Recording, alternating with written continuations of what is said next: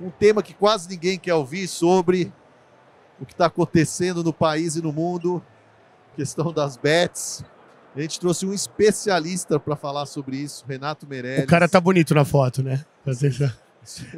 Eu acho que o cara do Photoshop seu é melhor que o meu. Eles estão me procurando até agora. Falei, cadê o Felipe Paiva, que tá ali na foto? E aí a gente tava, antes, eu tava conversando aqui com o Renato antes. O que vocês viram, né? Vocês viram que a Mega acumulou? 100 milhões a Mega Sena esse final de semana. E a gente quer fazer um bolão. Quem quer colocar 10 reais nesse bolão? 10 reais nesse bolão? Faço toda semana. Você faz toda semana? E aí, mas tem uma coisa interessante com a Mega, que é quando você faz a fezinha do final do ano, da Mega da virada, você acha que você fez um investimento ou é uma aposta ou uma loteria? Hã? Sempre é uma loteria, Não né? é uma loteria, é uma aposta. Aposta. Não é?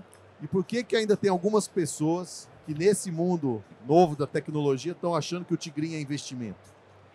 Então a gente vai ter que desmistificar isso aqui, colocar a fronteira certinho, o que é investimento, do que é aposta. E o Renato vai ensinar tudo pra gente. Números, como é que isso está acontecendo no país, por que isso começou, de uma certa forma, né, Renato, meio que explodir. Então vamos começar com números, Renato. Primeiro você apresenta. Bom, vamos lá. Primeiro, prazerzaço. Obrigado, Paiva, pelo convite. Prazerzaço estar aqui com vocês. Meu nome é Renato. Eu sou presidente do Instituto Locomotiva, mas o que interessa é que eu sou o pai da Helena, que é a criatura mais maravilhosa que vocês vão conhecer na vida. Eu não falei da Maria Alice nem da Bebel. Pô, tá vendo? Tá vendo? É que, assim, a gente tá gravando, eu vou mandar pra minha mulher, você não vai mandar pra sua. Agora eu vou também. Pessoal, a gente tem... O Locomotiva hoje está entre os maiores institutos de pesquisa do país. E a gente tem se debruçado há 1 ano e meio, Paiva, a tentar entender que movimento é esse que começou com as apostas esportivas, né? Então, nós temos um histórico de pesquisa aí de 1 ano e meio. Para a gente ter uma ideia, só para o retrato de hoje, são 52 milhões de brasileiros que já fizeram em algum momento alguma aposta esportiva. É 10 milhões de pessoas a mais do que o estado de São Paulo. Impressionante. São 10 milhões de pessoas a mais do que o estado de São Paulo, contando as crianças do estado de São Paulo, né? Por que esse número é importante? Porque mostra que hoje é um fator da economia. A gente tem uma série de varejistas com capital aberto, inclusive, que não passam nas suas lojas 52 milhões de pessoas. Então nós estamos falando, na prática, de uma realidade onde boa parte dos brasileiros passaram a ter um gasto que antes não existia. Agora, não adianta ficar no grande número. Né? Nos últimos 6 meses, saiu uma matéria nossa do UOL, na terça-feira agora, que mostra que nos últimos 6 meses nós temos 25 milhões de pessoas que passaram a apostar pela primeira vez. É uma pandemia. E quando eu falo pandemia, não é figura de linguagem. O grau de contaminação das bets, sem juízo de valor aqui se isso é bom ou ruim, mas o grau de contaminação, de proliferação das bets é quase 3 vezes maior do que a velocidade em que a Covid-19 se espalhou no Brasil. Tamanha velocidade de crescimento que as bets têm. Mas aí, vamos ao que interessa. O que levou essas pessoas a apostar pela primeira vez? Boa, por onde começou? Começou com a galera pegando uma grana que poderia estar num CDB, que poderia estar numa poupança, e investindo, na visão delas, obviamente que isso não é investimento. Esclarecer isso. Que na visão delas era um investimento. Então, o que acontece? O apostador do início, hoje está ampliando esse número, Paiva, mas ele falava o seguinte: do que o brasileiro é especialista? Em futebol. Quantas vezes nós não ouvimos a frase, o Brasil tem 150 milhões de técnicos de futebol, que é mais ou menos o número dos brasileiros adultos. Então, esse cara falou o seguinte: bom, eu entendo de futebol. eu aposto nos times que eu acredito que vão ganhar. No artilheiro que eu acredito que vão ganhar. Então, eu tenho que dar um jeito de ganhar dinheiro com o meu conhecimento de futebol. Ou, para usar termos de mercado, como monetizar o palpiteiro. E esse cara começou a achar que isso era um investimento mais seguro. Por quê? Porque ele não entende de mercado de capitais. Ele não entende de fundo. Ele entende de futebol. Então, é como se ele fosse o corretor. E tinha uma diversão também, uma brincadeira entre os amigos, né? Isso já existia no final de semana, né? Então, assim, era um sentar lá na mesa e falar, e aí, Palmeiras é Corinthians, é Flamengo. Apostava garrafa de cerveja, caixa de cerveja nas quartas-feiras e tal. Isso é tão forte que o nível de apostas das bets hoje cresce nas quartas-feiras. E no final de semana, que são os dias de jogo nessa situação, Paiva. Legal, e assim... Essa começou por aí, né? Por isso que é o Sporting Bet. Tu fala Bet, mas é o Sporting Bet, né? Uhum. E aí, de repente, vem essa analogia que apareceu um bichinho aí, um tal de um famoso, de um tigrinho, que a turma confundia um pouco o investimento. Como é que sai essa evolução da parte de Bet para a parte de tigrinho? Como é que é homens e mulheres? Então, vamos lá. Tem alguns dados interessantes aqui. A gente tende a colocar tudo no mesmo saco. Mas a Bet, no limite, tem uma possibilidade de uma aposta verificável. Né? Você sabe qual time ganhou o jogo, você sabe quem foi o primeiro a fazer o gol, como é que tá o campeonato. É óbvio que agora começou uma discussão, teve denúncia de manipulação dos resultados esportivos pelas casas de aposta, assim como veio uma série de coisas de denúncia de lavagem de dinheiro, que começa a ocorrer por aí também. Mas essa é uma lógica das bets. É um jogo verificável. Né? Igual tem o sorteio da Loteria Federal. O sorteio da Mega Sena. A lógica do Tigrinho é um game. A lógica do Tigrinho é um game em que o algoritmo lá do negócio decide qual número vai ser sorteado. Que muitas vezes... tem curtíssimo prazo de tempo. Não, super imediato. Como as bets também começam a ser. Mas, assim, num curto espaço de tempo em que depende do algoritmo. Então é muito mais fácil de ser fraudado, por exemplo, do que é uma bet. Mas você falou da questão do tempo, Paiva, que é super importante. Por que existe a sensação de que é um investimento? Porque ele tem um ganho rápido. Ele tem um ganho imediato. E o cara vai falar, puta, poupança ele vai receber depois de um mês. Aí é difícil, né? O longo prazo, né? É o longo prazo. Quer achar que vai ter um ganho rápido. Isso a gente tem que ajudar a informar. Tem que ajudar a informar e talvez provocar a criação de produtos financeiros que deem retorno. Né? Vou dar um exemplo claro, que assim, não sei quem aqui tem conta no Nubank. E eu não estou fazendo propaganda nenhuma, mas você abre a sua conta do Nubank, você tem todo dia uns centavos a mais. Como se tivesse uma percepção de que o dinheiro está rendendo. Pessoal, isso também não é investimento, é uma coisa super secundária. Alô, me ouvem? Mas dá uma sensação de ganho imediato, que a raspadinha dava. Né? Quem aqui já... Eu sou mais velho que a maioria de vocês, mas quem teve a oportunidade de jogar raspadinha sabe que... Eu só não sou mais velho que o pai, só pra deixar claro. Mesma idade, já descobrimos. Não, então, mas você vai fazer 48, eu acabei de fazer 47. Todo lucro aí. Tem uma lógica de você raspar, ganhar um prêmio que muitas vezes você troca por 2 raspadinhas. Você troca por 3 raspadinhas.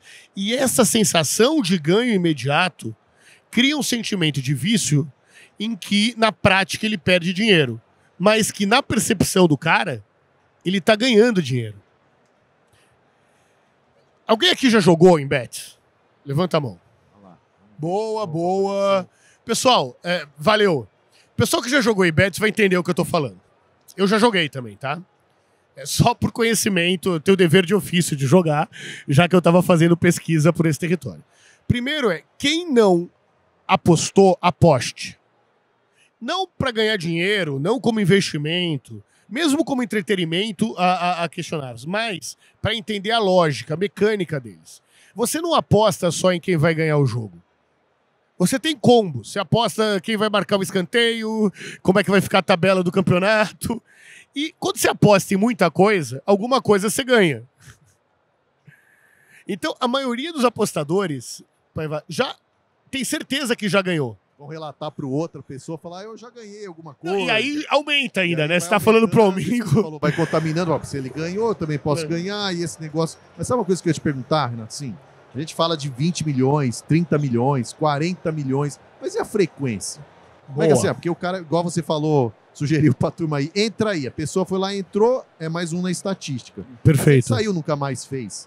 E a gente fica falando desses 20, 30, 40, 50. Como é que é a frequência de aposta? É super importante você estar falando, porque você como já jogou pelo menos uma vez, o número vai sempre crescer, né? Quando você vai pensar em número de apostas, o que a gente tem? 8% dos 52 milhões de apostadores, isso dá quase 10 milhões de pessoas, né? Desculpa, quase 5 milhões de pessoas. Desses caras afirmam que apostam todo dia. 8%? 8% dos 52 milhões de pessoas. Bom, que apostam todo dia nesse processo. Esse é até um outro caso pra gente falar como é que a gente vai cuidar disso. Mas e aí? O que mais? Por semana? Você tem mais 20% que apostam mais de uma vez por semana. E mais 17% que apostam uma vez por semana. Ou seja, nós temos aí quase metade dessas pessoas, 40 e poucos por cento, que apostam pelo menos uma vez por semana. Agora, dos brasileiros médios, quantos depositam num CDB uma vez por semana? Quantos colocam num fundo de investimento uma vez por semana? No mercado de ações, só o cara que fica aplicando toda hora. Eu tenho ação e estou longe de fazer isso porque não é o meu ofício. Então, essa frequência do dinheiro entrando é algo que também concorre fortemente com o mercado de investimentos. São altos valores, né? Se você pegar... Quais são as estatísticas em valor? Então, vamos fazer por aqui até agora. Opa, já temos uma pergunta aqui. Opa. Vamos lá. Renato, isso está virando que nem preço do petróleo, quando sobe nos Estados Unidos, cai a renda do americano, mexe no mundo todo, né? Como é que isso está impactando na renda? Super. Na renda, em setores da Nos setores, né? Porque o dia que você está falando aí, daqui a pouco 100 milhões de pessoas vão participar disso. Uhum. E isso tem um impacto enorme na vida da economia, né? Até o próprio presidente da CVM essa semana declarou, né, na questão de esvaziar a geladeira. Uhum. Vocês estão conseguindo olhar para isso e todo o setor está tentando olhar e por isso a gente também, junto com o Renato, vai entender os impactos disso. Aí, o que você tem visto? Estamos super olhando isso. Temos uma série de clientes varejistas que estão preocupados com isso e tem razão para estar preocupado, mas não só com agora, principalmente com daqui a pouco. Tá? Existem uma série de estimativas. Primeiro, assim, é difícil estimar o quanto que é movimentado de dinheiro por isso. Vou explicar o porquê que é difícil estimar. Porque 2/3 dos que ganham alguma coisa reapostam. E aí fica um dinheiro que vai e vem. Então, e reapostam porque eles recebem bônus para reapostar. Que quem emite é a própria casa de apostas, né? Os caras são uma verdadeira casa da moeda com relação a isso. Mas as estimativas vão de 30 a 100 bi. Chutar que seja 50. Já vou responder especificamente a sua pergunta, mas eu chutar que seja 50. 50 bi. Como é que é a movimentação isso de pessoa física? Né? Bom, como que dá para comparar isso? Né? A gente teve agora os últimos 5, 6 meses, o saldo em entrada de pessoa física foi por volta de 20 a 30. Então ele está falando em 40, 50. Então é isso. Então, do ponto de vista do quanto que podia ir para investimento. Qual é o dinheiro? Da onde está vindo o dinheiro hoje disso, tá? É de um dinheiro novo que tem na economia. A gente, há 2 anos atrás, vocês lembram, a inflação de alimentos estava lá em cima. O preço da cesta básica chegava a ser chegou a ser 62%, acho que no topo, 62% do salário mínimo, né? Ou seja, a cesta básica custava o equivalente a 62% do salário mínimo. A inflação caiu, sobra um dinheiro para gastar em outras coisas. Nós tivemos o aumento do Bolsa Família e voltamos a ter aumento real do salário mínimo, que é a restituição da inflação mais o crescimento do PIB de 2 anos antes, o que leva a um dinheiro novo na economia. Esse dinheiro foi para as bets. Esse dinheiro não foi para investir, não foi para poupança, esse dinheiro não foi para... Então, isso poderia estar impulsionando no varejo. O que a gente começa a ver agora? Alguns setores, como setores de vestuário, estão perdendo dinheiro por conta disso. Por quê? Porque o vestuário era com aquela grana que sobrava. Né? Pequenos serviços. Então tem gente que está deixando de ter TV por assinatura, por exemplo. E que é um dinheiro que a sensação dele é que ele está ficando sem dinheiro. As pessoas não associam diretamente a Bet, porque era a grana que ia sobrando, sem conto que sobrava toda semana, né? Que ele fala que tirou da poupança, mas a poupança é essa, e que não está indo para as outras características de futuro. Mas o problema mesmo é a quantidade de pessoas que usam como desculpa para o entretenimento. Existem dois tipos de apostadores. As pessoas que acreditam de verdade que é um investimento e as pessoas que usam ser um investimento como como desculpa para estar apostando. E tem os que também se divertem, né? Não, a diversão é transversal. Entretenimento, né? Assim, etc. a diversão é transversal. Agora, em primeira mão para vocês aqui. Nós vamos soltar uma pesquisa sobre o impacto na saúde mental. 52% dessas pessoas se sentem mais ansiosos depois que apostam. Então, é uma diversão, mas é uma diversão angustiante nesse processo. Né? Pô, com certeza. Então, é isso tudo que a gente está olhando. E também, agora, a gente está falando muito da tecnologia. Vamos tentar tirar dessa indústria o que tem de positivo, assim, do ponto de vista de captação, de entendimento, de behavior, né? De que pode ser utilizado para as outras indústrias. Ó, eles entendem disso muito melhor do que qualquer casa de investimento. Tá? Então, eles têm uma tecnologia, em primeiro lugar, para rastrear essas pessoas. Uma tecnologia de engajamento. E o engajamento se dá por duas formas. A primeira eu disse aqui por vocês, que é ganhos imediatos. Esse cara recebe um Pix, se ele quer sacar, imediatamente. Imediatamente, é instantâneo. E ele já fez ele tem o Pix do cadastro dele. Então não é que ele tem que digitar de novo o número do Pix, é só ele falar o número cadastrado, pá! Ou seja, facilidade, tira fricções. Tira todas as fricções. Super simples, um clique. Perfeito. Assim, a lógica de um clique, que é a lógica da Amazon, né, quando você deixa seus dados cadastrados e com um clique você consegue fazer a compra. Outro dia quase que a minha filha comprou um negócio da Amazon só com essa de um clique. Ela tem 4 anos e meio de idade, tá?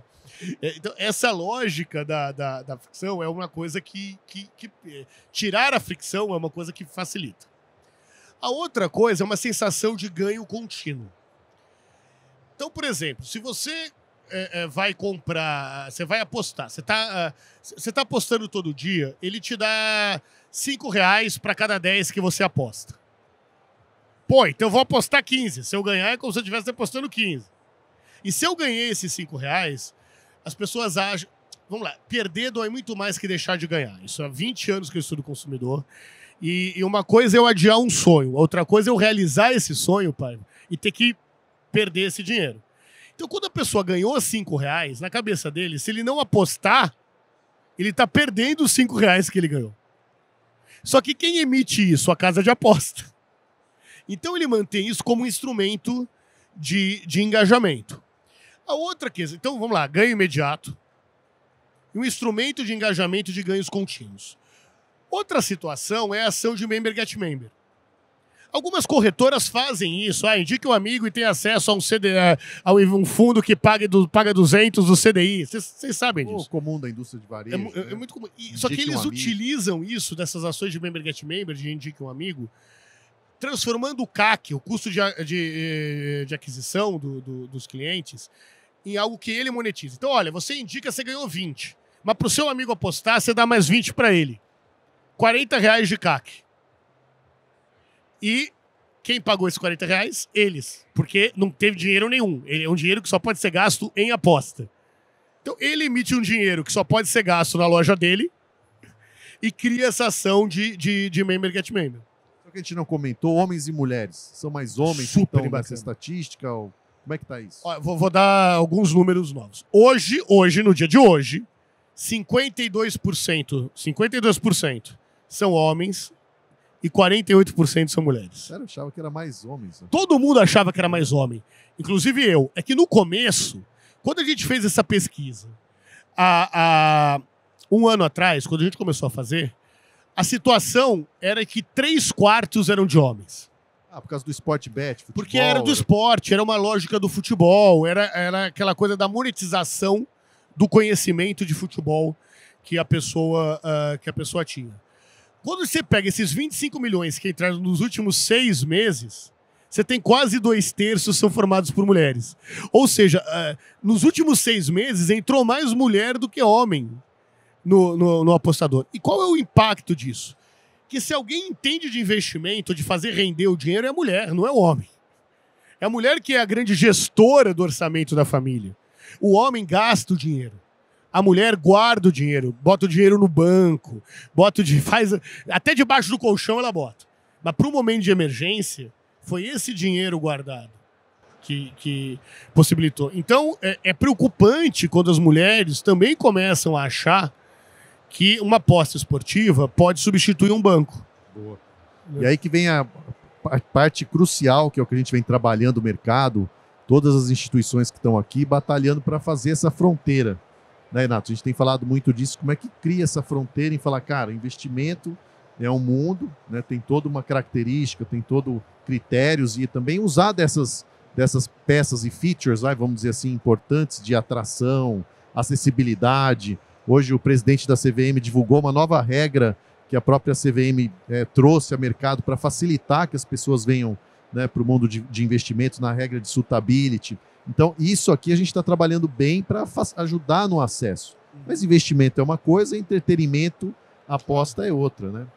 Isso é super importante de entender, porque quando você vai olhar para mercados mais maduros, por exemplo, como é o mercado inglês, há mais de um século tem apostas na Inglaterra, você aposta tudo lá, você aposta se vai chover ou não vai chover no dia seguinte. É um mercado já maduro, um mercado regulado, então é bastante regulado, não é como é o jogo do Tigrinho hoje, que nem que quisesse ia conseguir regular, é uma terra sem lei. E que isso já entrou na parte do orçamento, que está o cinema, que está o jogo de futebol. A turma não sabe, mas vou contar, a gente conversou disso. No IPCA, que é o Índice de Preço ao Consumidor, tem vários itens que formam o IPCA. E um deles é rixa de galo, aposta, loteria, ou seja, porque é um consumo. Perfeito. E dependendo do tipo desse consumo, ele impacta a inflação. Olha, então ninguém sabia que dentro do IPCA tem, olha, o índice de preço ao consumidor. Tem lá as loterias e apostas. E na boa, assim, como pesquisador, não me cabe fazer juízo de valor. Cada um faz o que quiser com o seu dinheiro.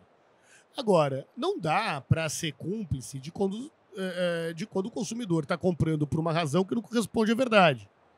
Né? É muito engraçado falar de ESG, não falar de como que as pessoas podem, de fato, estar perdendo dinheiro. Quando você vai para o mercado de investimento, você tem uma puta regulação de tudo. Adoro falar palavrão na B3, cara. Vocês não têm noção. Mas eu nem ouvi qual que você usou. Então, quando... o que a gente tem visto aí nesse processo? Precisa ter educação financeira, Paiva, para isso. E para as bets estarem na caixinha do orçamento familiar destinado ao entretenimento e não destinado ao investimento. Né? Ela está na coluna dos gastos, não na coluna das receitas. Perfeito. E a gente fala de... Opa, vamos lá, vamos abrir aqui um pouco para perguntas. Opa, tudo bom? Tudo bem? Cara, primeiro é o seguinte, eu tenho um canal de educação financeira e eu quero fazer um vídeo justamente falando sobre bet, né? Primeira pergunta é se tem algum lugar onde eu tenho acesso confiável a todas essas informações que você está falando, para a galera não achar que eu estou inventando da minha cabeça. Caramba, 48% de mulheres, né? Das pesquisas dele? Vamos pôr o QR Code. Põe o QR Code aí. Boa. Vamos botar o QR Code. Já deixar o final, mas você já fez já fez o spoiler, já vamos colocar de uma vez. E a segunda pergunta é se você consegue dizer exatamente como é a regulação hoje, que eu acho um negócio bem confuso. Tipo, antes era totalmente proibido, aí depois surgiu uma medida que aprovou, depois era só a internacional que trabalhava aqui, hoje uma brasileira pode ou não, se puder dar uma luz sobre isso. Olha, eu não acompanho em detalhes a questão da regulação, tá? Mas tem coisas que a gente efetivamente já sabe. Hoje tem que estar cadastrado, né? Tem que pagar uma grana para poder estar entre as empresas. Peraí, essa é para o Instagram. Aí ele não vai pegar o QR Code. É para não pegar mesmo. Então, assim, tem essa discussão. Não pode fazer propaganda falando que é investimento, então fez parte do processo regulatório, mas isso elas vão toreando, né? Nesse processo, porque todas querem vender e sabem desse apelo e sabem que fonte não é só propaganda, e hoje as bets são os maiores anunciantes do país. Não é só propaganda que leva. As ações de Member Get Member são grandes responsáveis pelo aumento exponencial da base de apostadores no Brasil. Então não adianta só não falar que é investimento se o cara que está fazendo a ação de Member Get Member acha que esse é um negócio dele. Que é tipo vendedor de Tupperware. É quase uma pirâmide nesse processo. Então, acho que tem que mergulhar a fundo com os advogados e tudo mais para entender os detalhes da regulamentação, mas começou simplesmente com uma licença que ninguém fiscalizava, meio de uma lógica que o Uber começou, que outras, que não está regulado, se não está regulado, pode, na visão das pessoas. Começou a regulação agora, e começou a regulação num esforço orçamentário do governo, precisava aumentar a arrecadação, sem inclusive avaliar os custos futuros que um vício pode trazer, né? E a tendência é ter uma regulamentação cada vez maior. Eu não dou 2 anos para estar regulado como é o cigarro, como são as bebidas alcoólicas. E aí vem muito essa história da transparência da informação, né? E você comentou sobre educação financeira, não tem como a gente deixar de falar. A gente está com uma iniciativa muito legal, junto com o Tesouro Nacional, para levar Olimpíadas de Educação Financeira para as escolas. Vai ser a primeira edição esse ano. A gente já chegou estamos quase chegando, cadê a Cris? Estamos quase em 5.000 escolas já cadastradas, né, para as crianças participar. Um dos capítulos que a gente leva para a capacitação dos professores é para explicar essa diferença de apostas com investimento, o que é um, o que é outro, né, porque a gente precisa formar os professores para que eles levem informação de educação financeira. Então ajudem a gente a divulgar a Olitef, a Olimpíada de Educação Financeira. E só formando a base, né, Renato, acho que tem muita informação ainda que a gente precisa levar para as pessoas. Como você falou, isso é muito novo, embora não novo, né? Por que eu digo isso? Se você for na história, você vai ver que lá no Vargas já podia o cassino, depois veio o Dutra e proibiu, depois de 40 anos o Itamar vem e libera de novo, a FHC proibiu, agora o Bolsonaro e o Temer liberaram e o Lula está regulamentando. Então, na história do país já viveu e não é diferente nos outros países. Tem muito que aprender com a tecnologia. Então, a gente falou de tiradas de fricções, e a gente tem que olhar também para a questão motivação, né? Essa história de que promessa de ganho fácil. A gente fala muito isso no mundo de investimento, né? Não fala isso, não essa coisa de promessa de ganho fácil, vai ganhar dinheiro, vem aqui agora para você fazer. Inclusive, para não falar. A gente tem esse setor aqui, já aprendeu muito sobre esse tema de comunicação e a gente tem que usar desses subterfúgios para que a população brasileira, né, venha formada e entendendo exatamente isso que você falou. Aqui é gasto, é outra agenda, tem que ter os seus cuidados e aqui a agenda de investimento é totalmente... Perfeito. Não, e correndo o risco disso prejudicar, se isso não for feito, Paiva, de prejudicar o próprio crescimento do mercado de investimento real. Porque uma coisa é o consumidor, primeira coisa ele está se enganando. A outra coisa é que, putz, se isso é investimento e esse investimento eu tomei preju, eu não vou investir com alguém de verdade, que é regulado, que é o processo. Porque na cabeça dele é um negócio que não faz sentido. Agora, a questão motivacional, uma coisa que a gente fala muito na indústria de investimentos é assim, também a gente, como investimentos, tem que olhar para coisa de projeção de futuro, né? A gente fala muito de passado. A sua carteira é formada por A, B, C, D. O que a gente tem visto algumas já empresas fazendo de investimento igual relógio de corrida, né? Fala assim, hoje você tem que andar tanto. Hoje você tem uma meta de tanto, e as pessoas também se sentem incentivadas a continuar investindo, tendo uma visão de médio e longo prazo, que é o mundo dos investimentos, né, Renato? Quer ver uma outra coisa que funciona? Que boa parte das corretoras e das empresas tem dificuldade de fazer. Quando a pessoa começa a investir com uma frequência maior e o desafio de investimento é frequência, porque daí pro dinheiro... Primeiro, as pessoas não querem... O grosso dos brasileiros, eles não guardam dinheiro porque querem mergulhar num caixa forte do Tio Patinhas. Pessoal, pros mais novos, Tio Patinhas era um personagem da Disney. Que tinha um gibi, ele tinha uma caixa forte. Isso, né? Que legal. Depois eu vou pesquisar no Google. As pessoas guardam pensando em sonhos e em objetivos. Então, elas investem, muitas vezes em renda fixa, pensando, eu vou garantir a universidade do meu filho, eu vou conseguir trocar de carro. Aposentadoria, mas uma aposentadoria tangível nessa... As bets dialogam com uma lógica de primeiro de um ganho mais imediato. Então, a gente precisa mostrar qual é o passo a passo para ele realizar esse objetivo na hora de vender um longo prazo, por exemplo. E para o curto prazo, dá uma percepção de ganho imediato. Essa percepção, que muitas vezes não existem, cara, você investiu isso e já está assim. Sabe quem faz isso? Cripto. Pro bem e pro mal, sobe ou não. E eu não estou defendendo cripto, não. Eu estou dizendo como a lógica de criptomoeda utiliza a tecnologia para ganhar o engajamento. E o cara de cripto vai... ele vai tradando, ele vai apostando de uma forma de jogo. E eu tenho lá 5% do que eu tenho que se chama para brincar. Que é aquele dinheiro que eu fico na cripto que é pra brincar. Tipo assim, eu não vou morrer, não vai ser uma falta. É só gavetinha lá, pra entretenimento. Então, cara, de vez em quando eu ganho, de vez em quando eu perco. Você não precisa realizar o prejuízo. Deixa lá, bota, caiu a cripto, deixa lá, uma hora vai subir essa bagaça. E quando sobe, vai realizando as vantagens. Só que eu não considero isso investimento. Porque também é um negócio que eu não enxergo a menor lógica. Como é que funciona? Também. Mas está na caixinha do entretenimento. Você ganha ou você perde, mas está lá. Então, acho que tem um espaço... o que as bets estão tentando ocupar é um espaço da cripto também. E a gente sabe o risco que existe, seja em cripto, seja nos outros. É só para traçar um paralelo de como algo que é mais antigo que as bets no Brasil, mas também é novo, que é a popularização das criptomoedas, utilizou uma tecnologia que o mercado de investimentos ainda tem dificuldade de aplicar, que é como manter o engajamento das pessoas. Legal. E o mercado de investimentos a gente fala muito de número de bolsa, né, de investidores em bolsa. A gente fala de 5, 6 milhões, né, de investidores. Hoje o próprio presidente da CVM apresentou lá. Mas a gente também divulga um book que conta quantos investidores em renda fixa, né? 20 milhões. A Ambima também divulga vários números lá de vários tipos de produtos. Fundos de investimentos, milhões também de investidores, né? Então a gente também tem um mercado cada vez mais maduro de investimentos e aumentando. Alguém tem mais alguma pergunta para a gente ir partindo aqui para o encerramento do nosso painel? Vamos lá. É um comentário, né? Vocês da B3 que fazem uma educação financeira maravilhosa, né? Saber. Opa, muito obrigado. A gente fala do impacto do gasto público, por exemplo. O mercado vira uma pandemia se o governo gasta 20 bilhões a mais do que o previsto, né? E nós estamos falando de números que podem chegar a 100 bilhões. Uma lógica inversa, porque o gasto público pode até acelerar e melhorar a economia, eventualmente, com uma situação que exija, né?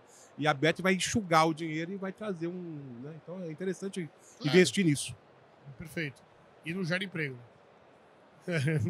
E de novo, né? Educação, dar informação. É uma batalha diária que a gente precisa continuar mostrando informação. Então, Renato, super legal esse tipo de pesquisa. Espero que vocês tenham baixado aqui. Tem várias informações legais, estatísticas. Será que a gente não falou? Alguém tem alguma curiosidade sobre o dado das bets que a gente não falou? Será, Renato? Algum número ou eu tenho o número. Aí, eu esqueci de falar mais um algo. aí pra gente. 2/3 dos apostadores de bets estão negativados. Vocês fizeram assim, tipo, pegou o número de quem faz a aposta e olha para, por exemplo, dos dados negativos. 52 milhões de pessoas que apostam, 2/3 estão negativadas. E estão negativadas com uma lógica de investimento. Ou seja, o cara tá negativado, tá com restrição. Esse cara tem um dinheiro para apostar. Os negativados, só uma outra coisa, só uma curiosidade, tem mesmo a ver com bets, mas ajuda a explicar esse dado. O Brasil tem pouco mais de 60 milhões de negativados. Esses caras estão comendo, não estão? Esses caras estão Eu só tenho 10 milhões de desempregados. Os caras estão trabalhando, estão gerando renda, ninguém anda pelado na rua, ou seja, estão consumindo. Eles consomem, os negativados no Brasil consomem 1 tri por ano. É impressionante. Né? 1 tri por ano. O Brasil é continental. É um negócio, cara, R$1 trilhão por ano para as pessoas que têm restrição. Essas pessoas estão consumindo e não estão investindo. Porque também é verdade que o sistema financeiro vai fazer a origem do cara e acha que esse cara não tem dinheiro. Mas é 1 tri o tamanho do mercado. Esse cara, as bets, ninguém vai olhar o SPC e o Serasa dele para saber se ele pode ter ou não. Isso é uma coisa legal. Agora, eu já estava partindo, mas essa conversa não termina nunca, que é o monitoramento e saber quem que é o cliente. A gente fala muito do nosso, né, do mercado de investimentos, que é o Know Your Client, né? Uhum. Ou seja, sabe o que é, consegue acompanhar o que está acontecendo, ainda mais com tanto dados hoje, né? Claro. Não dá mais para alegar que você não consegue fazer isso, né? E tem se discutido muito isso no mundo das apostas, olhar o que está acontecendo com aquela pessoa. Ele está recorrente, ele está fazendo aquilo muitas vezes, então tinha que ter restrições para que eu pudesse a pessoa até respirar e olhar para aquilo. Como tem alguns países do mundo, cara, à noite você não vai poder fazer isso. Fora isso, 24/7, né? Então, tipo, o mercado... não tem. Se um Pix a gente não tem o mesmo limite à noite e de dia, por que para aposta isso não pode ser regulado? É um raciocínio muito direto. É um raciocínio muito simples. O Pix você não pode fazer a mesma coisa. Acho que é essa a discussão que precisa ser dada. Muito bom, turma. Vamos partir para o encerramento aqui. Agradecer demais vocês estarem aqui com a gente. Quiser aqui conversar com o Renato, quiser saber mais informações, já está aqui, mas também com acesso aqui a mais informações sobre isso. E depois temos outros painéis aí ao longo do dia. Venham aqui visitar a B3, galera. Muito obrigado. Obrigado, viu, Paiva? Valeu, pessoal. Obrigado. Tchau, tchau.